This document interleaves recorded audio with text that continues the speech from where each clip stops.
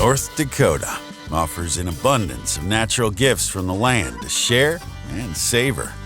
Today, we'll learn about the perfect way to pickle vegetables with North Dakota outdoor writer and recipe creator, Jeff Benda. I grew up here in North Dakota.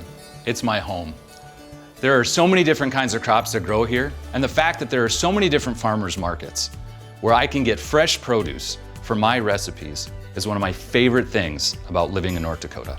I don't know about you guys, but when I get to the end of the season and I still have green tomatoes in my garden, it drives me crazy. But instead of making a salsa, like so many of us do at the end of the season, I fire roast these vegetables.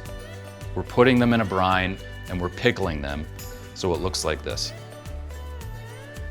So what I'm doing is coring and quartering my tomatoes, seeding and slicing my peppers. Now I've got a poblano pepper. This is gonna have a little bit more heat. We're gonna do our carrots. When I go to the farmer's market, I can find these beautiful orange, yellow. I love putting those in here. All right, time for our onion.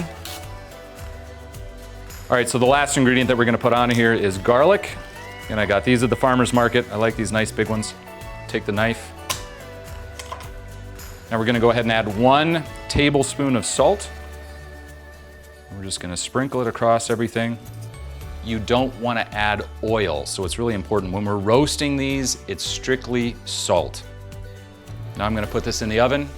Here we go. So now it's time to make our brine. We're gonna go ahead and use 1.5 cups of white vinegar, and then it's gonna be 3 cups of water, 1 tablespoon of canning and pickling salt, not regular salt, and boil it until the salt dissolves. Now, as you can see, we have this nice, beautiful char on these vegetables. We're gonna go ahead and add our spices to our jars. We've got oregano, cumin seed, some coriander,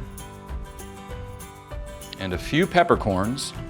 If you want it spicier, you can do more. You're decorating the jars, right? So you want to make it look nice. If you're making 2 jars like this, you can put the hot peppers in one and then you can leave them out in the other.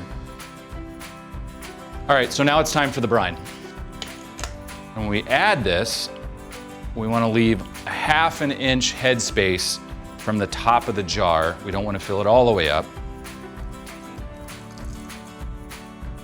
You'll see the brine now drops because we're getting rid of those air bubbles. So now the liquid is going back down into the jar. This is an important step.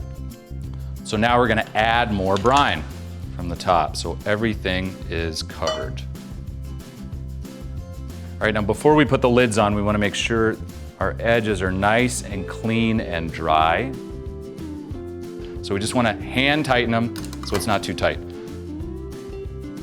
We process these in the hot water bath for 15 minutes. And now I've let them cool overnight. So now it's time to label them and date them. So now it's your turn. Get to the farmer's market nearest you, support your local producers, and start pickling. All this work has made me hungry. So guess what? I've got some pickled vegetables that I made last year. I've put them on tacos, and now I'm gonna enjoy.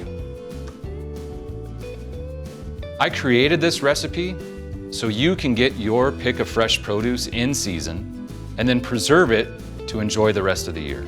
This is so good. Looking for local food producers?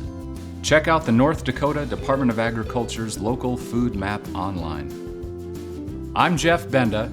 Thanks for watching, and here's to great food and great times fresh from North Dakota.